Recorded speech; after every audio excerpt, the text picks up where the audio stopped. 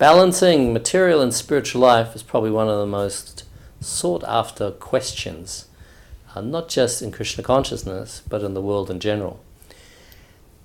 I think it goes without saying that everybody feels that they would like to have a spiritual life, or that they would like to be more spiritual.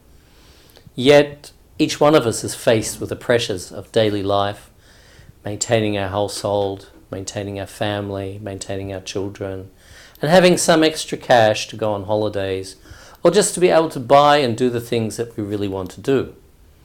So every one of us needs to work, and work generally is considered a material activity. Spiritual life, on the other hand, is often thought to be the time that we spend in a temple, listen to a discourse, or hear the transcendental sound vibration of mantras. Now, Rupa Goswami, who was a great saint who lived about 500 years ago in Vrindavan, India, he explained that anything that you do has a reaction, both good or bad. Material life means that activity which has a beginning and an end. The pleasure that we get from material life is generally temporary, and spirituality is generally that activity which is permanent or endless, infinite. How to balance it? Very simple. Are you ready? The answer lies in the consciousness with which you perform that activity, and that is what determines whether or not your activity is material or spiritual.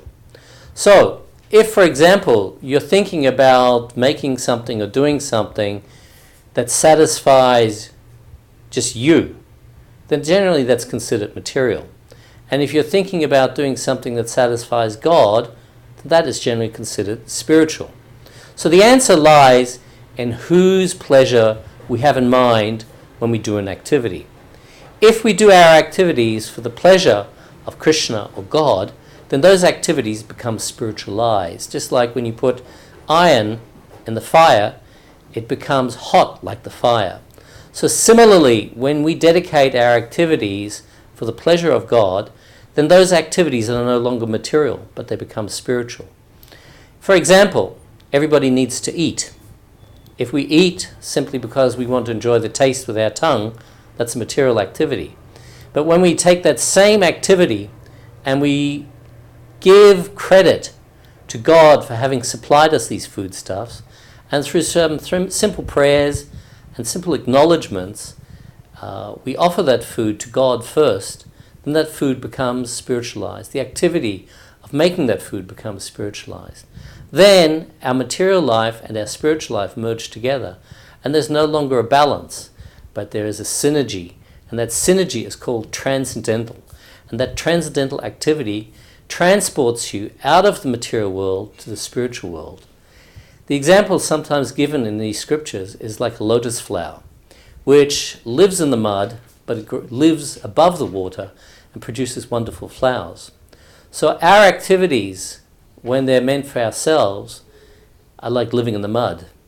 And when those activities are done for a spiritual purpose, then, like the lotus, we live above the mud and we look very beautiful. And our activities have a different nature, a different result, and they have a different feeling and taste to them. So that, my dear friends, is how you balance material and spiritual life.